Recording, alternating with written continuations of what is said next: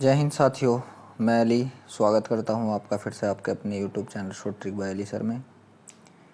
हम radio operator की जो संभावित परीक्षा है उसके लिए यूथ कंपटीशन वाले प्रैक्टिस सेट लगा रहे थे, जिसमें हमने हिंदी का और जो हमारा सामान्य ज्ञान और ये विज्ञान था इसका हमने पहले प्रैक्टिस सेट लगा लिया था। आज ये उसी सीरीज का दूसरा प्रैक्टिस सेट है, इसे लगाते हैं। वीडियो शुरू करने से पहले अगर आप हमारे चैनल पर पहली बार हैं तो चैनल को सब्सक्राइब करें, वीडियो अच्छा लगे तो लाइक एंड शेयर भी ज़रूर करें। तो देख लीजिए, जो आपका पहला सवाल है वो आपके सामने है। सवाल है कि आपका भविष्य उज्जवल हो अर्थ की दृष्टि से वाक्य का भेद बताइए।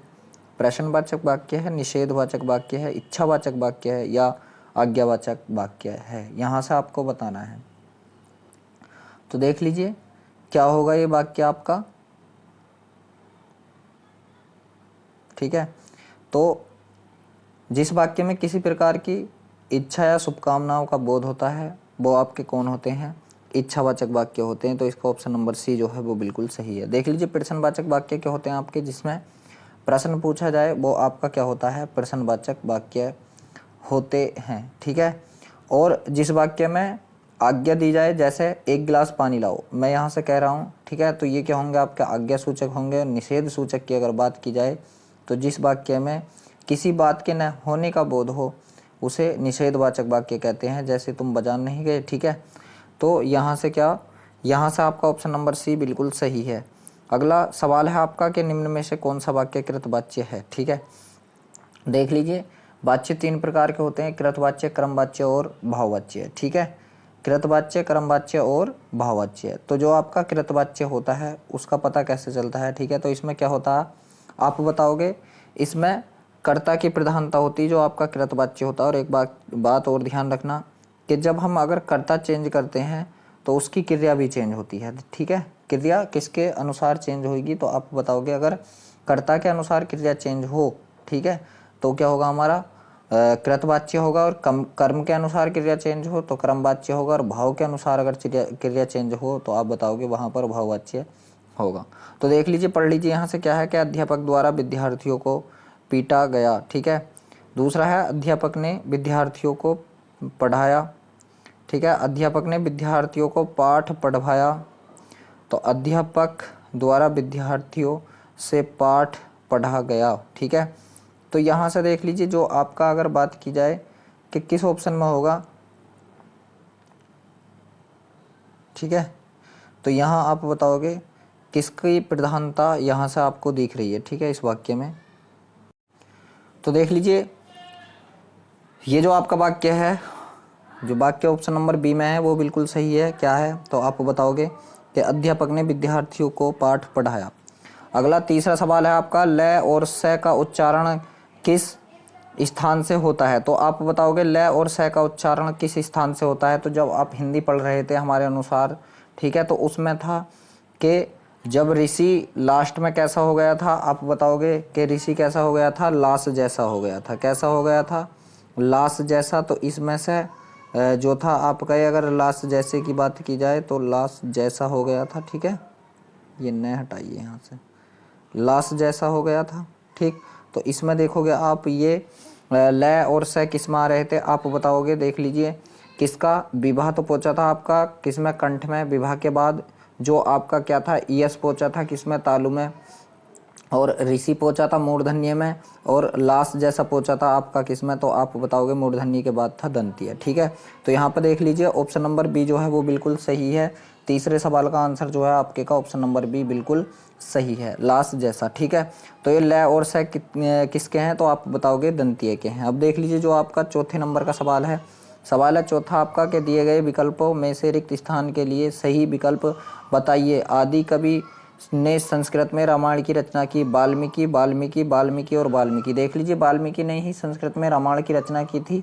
अब यहाँ से आप बताइए कि यहाँ से कौन सा वाल्मीकि आपके अनुसार बिल्कुल सही होगा। ठीक है, इसकी वाल्मीकि की आपको शुद्ध वर्तनी बतानी है। ठीक है, तो देख लीजिए, वाल्मीकि जो था आपका, वाल्मीकि की अगर बात की जाए शुद्ध वर्तनी की, तो वाल्मीकि कैसा लिखा जाएगा? आप बताओगे ब आ आधा ल, मैं पे बड़ी ई की मात्रा और कै पे छोटी ई की मात्रा, वाल्मीकि। ठीक है, वाल्मीकि। ठीक, तो देख लीजिए ऐसा कौन से है वाल्मीकि, तो आप बताओगे ऐसा जो है आपका वाल्मीकि जो है कौन से में लिख रहा है, तो आप बताओगे वाल्मीकि। ठीक है, ऐसा वाल्मीकि कौन से में है, तो आप बताओगे ऐसा वाल्मीकि आपके पहले में है। ठीक है, पहला और चौथा ये तो बिल्कुल ही सेम है।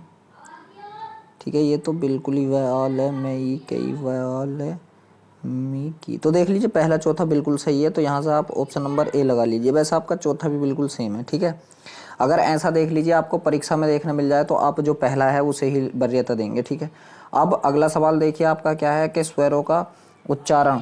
ठीक है, स्वरों का उच्चारण आपको बताना है, व्यंजनों की सहायता से होता है, अनुसार की सहायता से होता है, अनुनासिक की सहायता से होता है, या बिना किसी की सहायता से होता है। तो आप बताओगे जो आपके स्वर थे उनका जो मतलब उच्चारण था वो बिना किसी की सहायता से होता है, तो यहाँ पे ऑप्शन नंबर डी। ठीक है, यहाँ से क्या है आपका ऑप्शन नंबर डी बिल्कुल सही है। अगला सवाल है आपका, छठा के जिस भाषा का अनुवाद किया जाता है उसे क्या कहते हैं, स्रोत भाषा, मानक भाषा, माध्यम भाषा या लक्ष्य भाषा। यहाँ से आपको छठे सवाल का आंसर बताना है, तो आप बताओगे कि जिस भाषा का अनुवाद किया जाता है उसे क्या कहते हैं, तो आप बताओगे उसे हम कहते हैं अपना स्रोत भाषा कहते हैं। उसे क्या कहते हैं, हम अपनी स्रोत भाषा कहते हैं। तो ऑप्शन नंबर ए जो है वो बिल्कुल सही है कि उसे हम क्या कहते हैं, आप बताओगे स्रोत भाषा कहते हैं। ठीक है, उसे हम क्या कहते हैं, स्रोत भाषा कहते हैं। ठीक, अब देख लीजिए जो आपका अगला सवाल है आपका यह है, पहला है नम्रता ही स्वतंत्रता की माता है। लोग भ्रमवश अहंकार को इसकी माता समझ बैठते हैं, वही उसकी सौतेली माता है।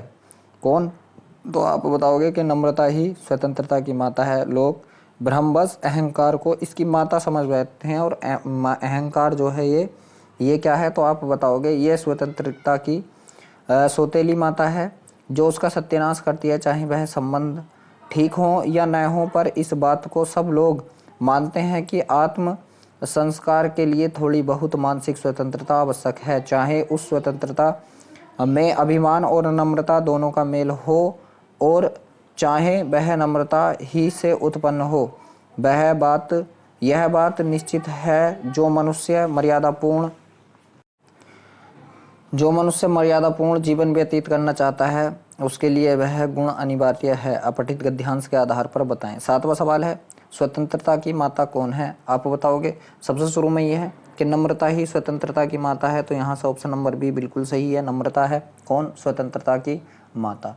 ठीक है, अब देख लीजिए आठवां सवाल है कि स्वतंत्रता की सौतेली माँ कौन है, तो आप बताओगे मैंने अंडरलाइन कर रखा अहंकार पहले ही, तो यहाँ से ऑप्शन नंबर सी बिल्कुल सही है कि अहंकार ही क्या है, स्वतंत्रता की सौतेली माता है। तो 8 का ऑप्शन नंबर सी बिल्कुल सही है। अब देख लीजिए नवा जो सवाल है आपका कि आत्म संस्कार के लिए आवश्यक है मानसिक स्वतंत्रता, आर्थिक स्वतंत्रता, राजनीतिक स्वतंत्रता या भौगोलिक स्वतंत्रता। यहाँ से आपको बताना है कि जो आपका देख लीजिए यह है कि वह मानसिक स्वतंत्रता आवश्यक है। देख लीजिए यहाँ से आत्म साक्षात्कार के लिए थोड़ा बहुत मानसिक स्वतंत्रता आवश्यक है। ठीक है, तो जो नवा सवाल है आपका आप बताओगे कौन सा है, तो यहाँ से बताओगे आप मानसिक स्वतंत्रता, ऑप्शन नंबर ए बिल्कुल सही है। अब चलते हैं 10वें सवाल की तरफ। सवाल है आपका, प्रस्तुत गद्यांश का शीर्षक बताइए, आत्मबल, नैतिक बल, अभिमान या स्वतंत्रता। तो 10वें सवाल का आंसर आपको बताना है। तो देख लीजिए गद्यांश में हमारे में स्वतंत्रता बार बार आया है, तो क्या है इसका, स्वतंत्रता ही आंसर है। 11वां सवाल है, दिए गए विकल्पों में से रिक्त स्थानों के लिए उचित मुहावरे का प्रयोग कीजिए। पुलिस को देखकर चोर 9-2-11 हो गया, अंगूठा दिखा गया, अंधेरे की लकड़ी हो गया, या आँख का तारा बन गया। तो 9-2-11 हो गया मतलब वो भाग गया। पुलिस को देखकर चोर क्या करेगा, आप बताओगे भागेगा ही, और भागने को क्या कहते हैं, 9-2-11 हो जाना। तो 11वें सवाल का आंसर है आपके का 1। ठीक है, अब देख लीजिए ये जो आपके 3 और है, जैसा अंगूठा दिखाने की बात की जाए तो आप बताओगे इसका अर्थ होता है समय पर धोखा दे जाना। अंधे की लकड़ी क्या होता है, तो आप बताओगे एकमात्र सहारा होता है। और आंख का तारा क्या होता है, तो आप बताओगे अत्यंत प्रिय आंख का तारा होता है। 12वां सवाल आपके सामने है कि निम्नलिखित शब्दों में से कौन सा शब्द सूर्य का पर्यायवाची नहीं है, दिवाकर, प्रभाकर, सुधाकर या भास्कर।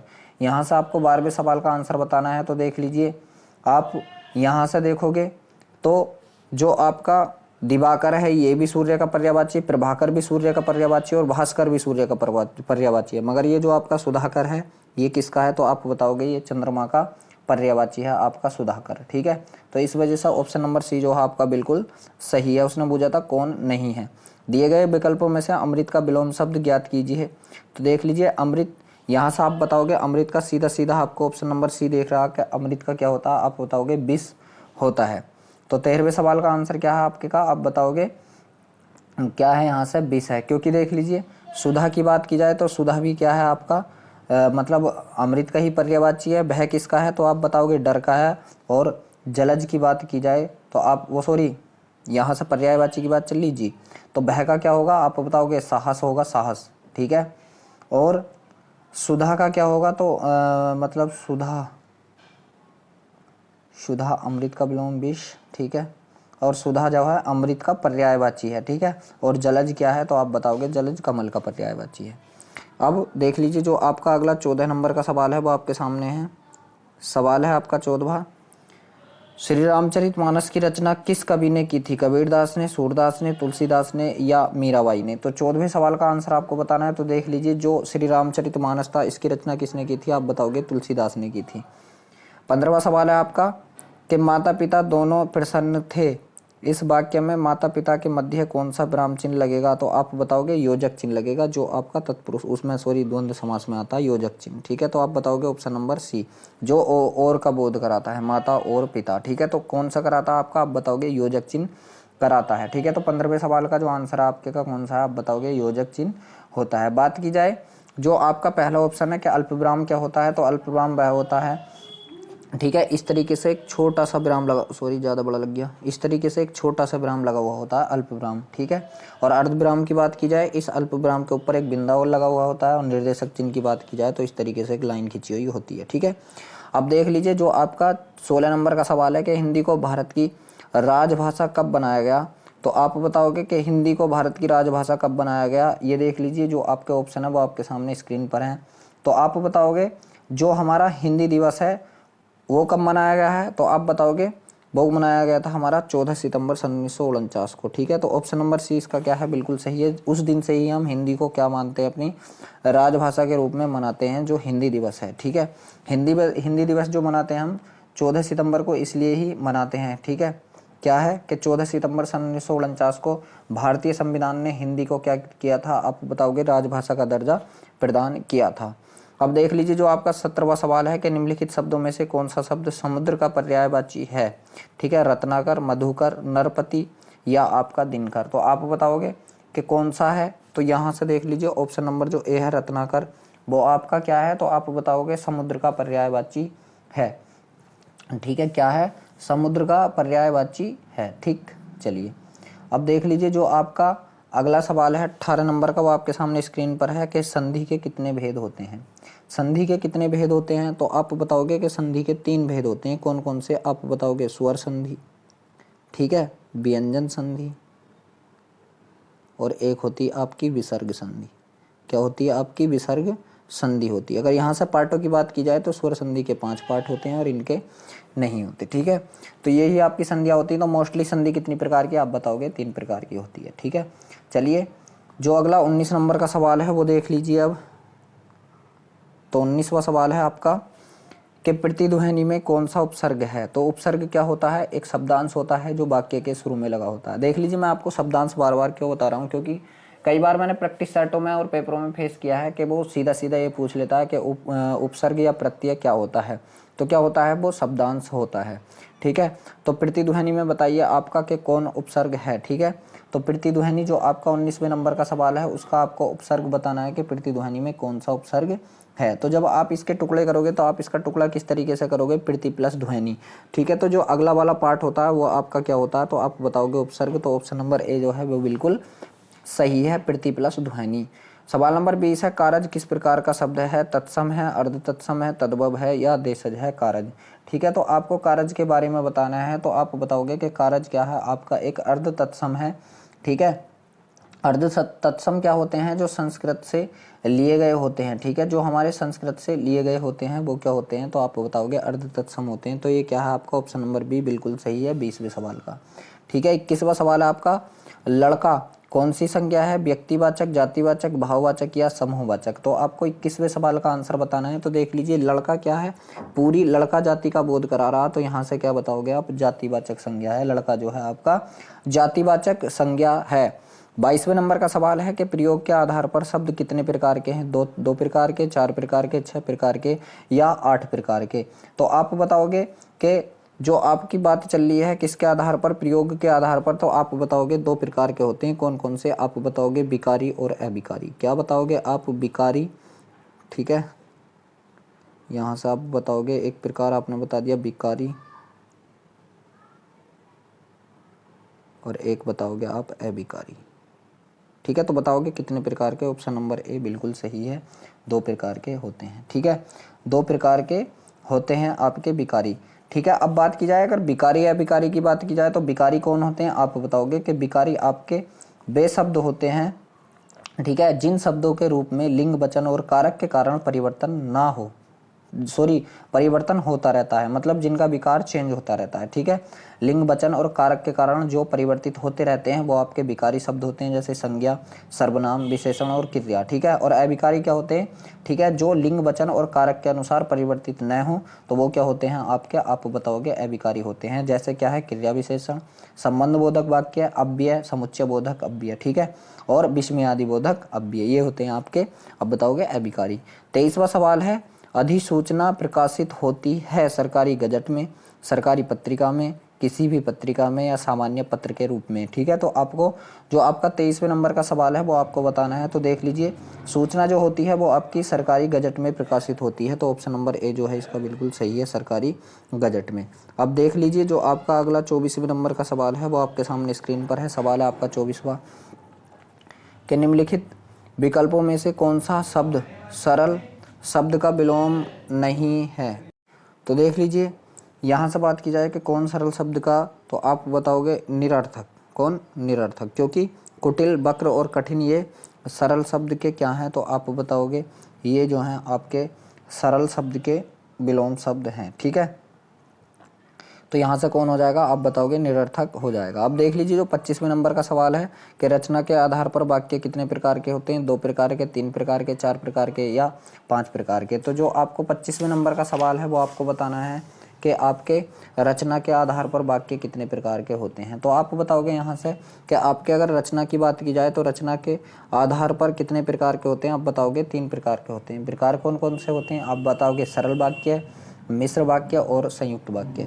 सरल वाक्य कौन होते हैं, तो सरल वाक्य वह वाक्य होते हैं जिनमें एक क्रिया होती है और एक कर्ता होता है, वह आपके सरल या साधारण वाक्य होते हैं।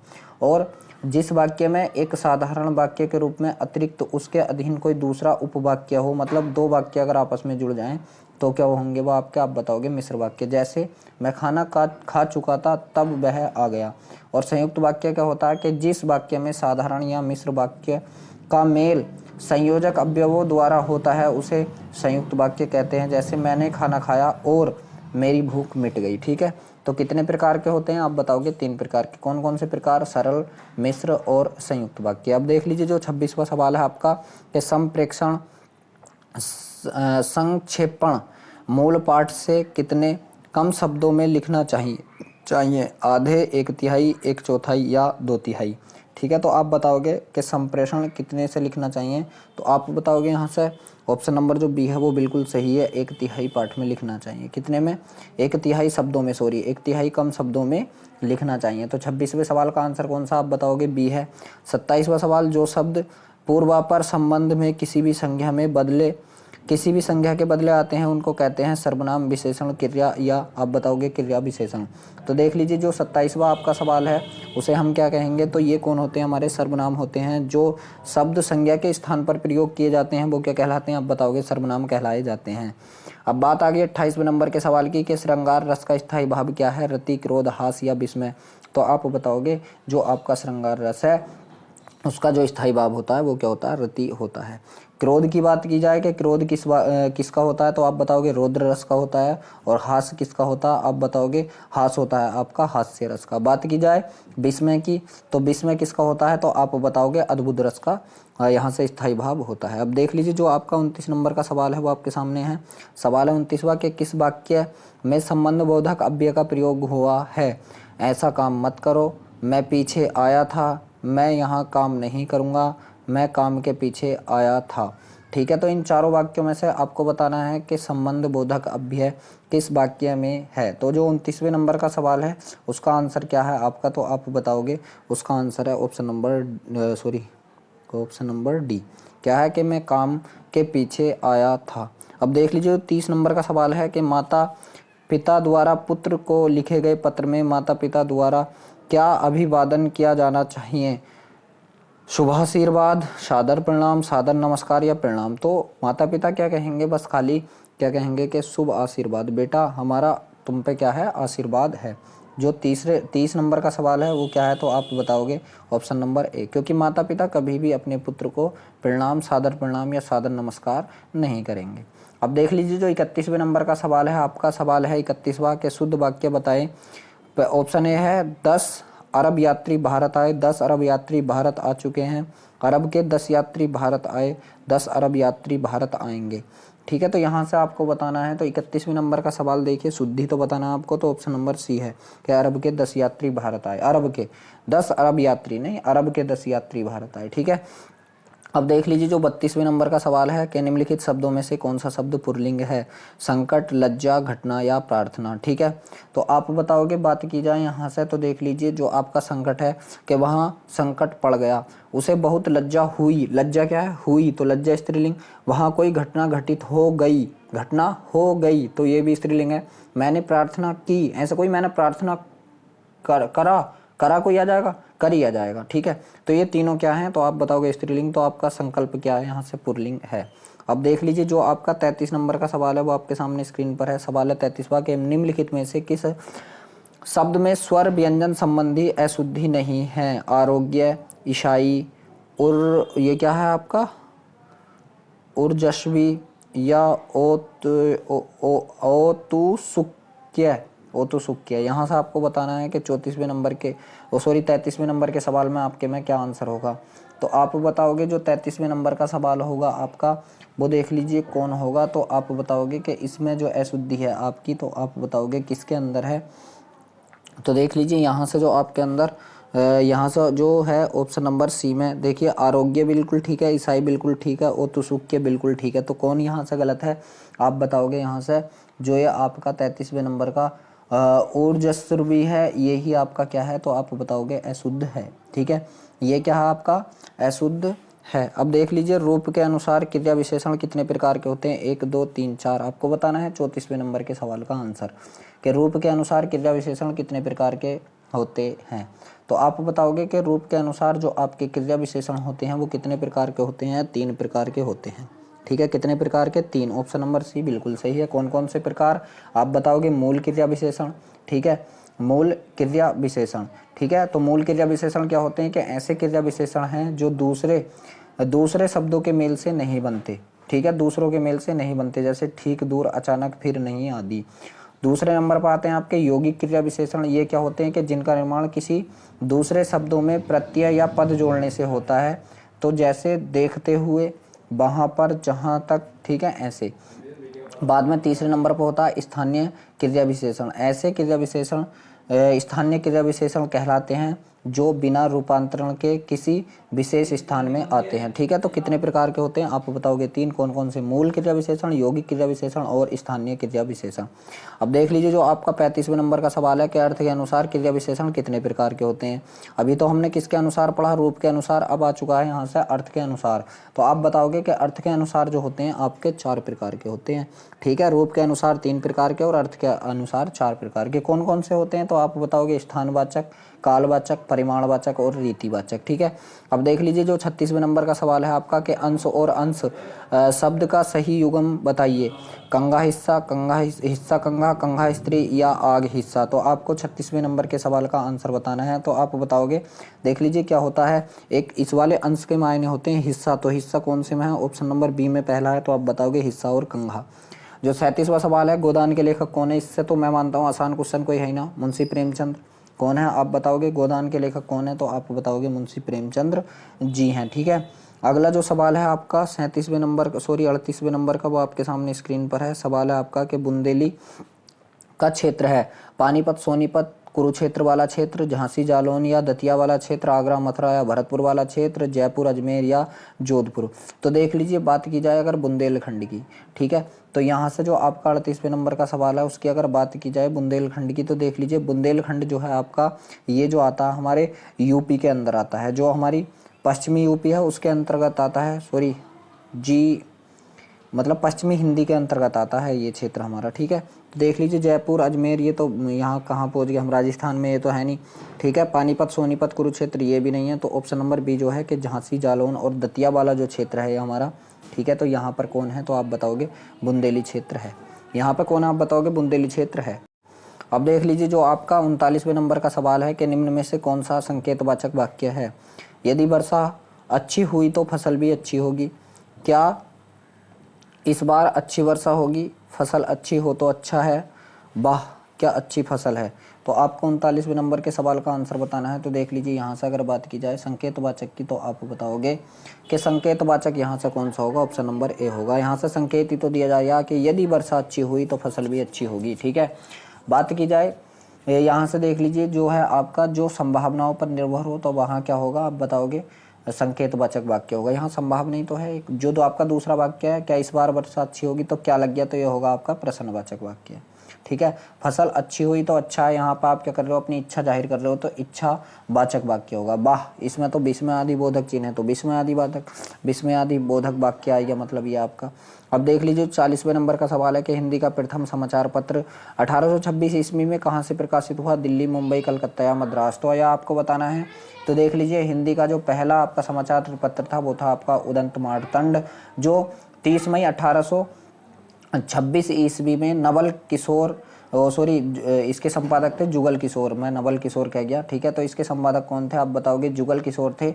और इन्होंने कहाँ से ये सब प्रकाशित किया था आप बताओगे, कलकत्ता से। बात की जाए था कौन, तो आप बताओगे उदंत मार्तंड था। ठीक है, कौन था, उदंत मार्तंड। किस में हुआ था, 30 मई 1826 में। और प्रकाशित किसने किया था, तो आप बताओगे कलकत्ता में प्रकाशित हुआ था। और संपादक कौन थे आपके इसके, तो आप बताओगे पंडित जुगल किशोर। ठीक है, तो यहाँ से देख लीजिए हिंदी के 40 के 40 क्वेश्चन आपके हो चुके हैं। जो भी आपका स्कोर है आप उसे कमेंट बॉक्स में ज़रूर बताएं। वीडियो अच्छा लगा हो तो वीडियो को लाइक शेयर ज़रूर करें। और आप हमारे चैनल पर अगर पहली बार है तो चैनल को सब्सक्राइब भी ज़रूर करें।